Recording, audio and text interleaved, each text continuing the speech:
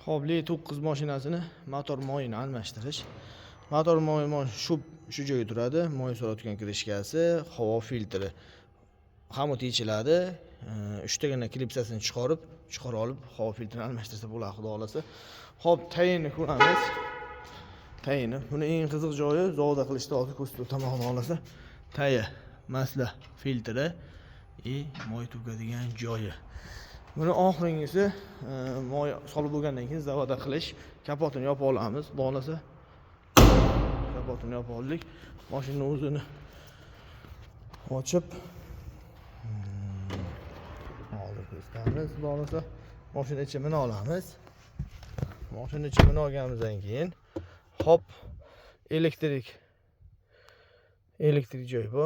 Folga benzinga turibdi. Mana bu elektrik chiqqan bo'ladi. Mana elektrikka qo'yib qo'yaylik. Elektrikka qo'ygan bo'ladi. Mana shu elektrik joyi chiqadi. Xo'p, mana shu elektrik ustiga bossak, full benzinga qo'ya olamiz va tormozni bitta bosib qo'yarsak, bo'ldi, zavoda bo'ldi mashina, xudo xolasa.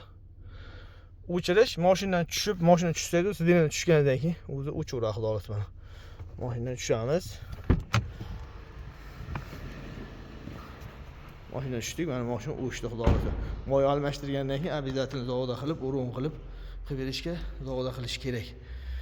Video kimga manfaatli bo'lgan bo'lsa, like bosib qo'ying. Rahmat kattakon hammaga.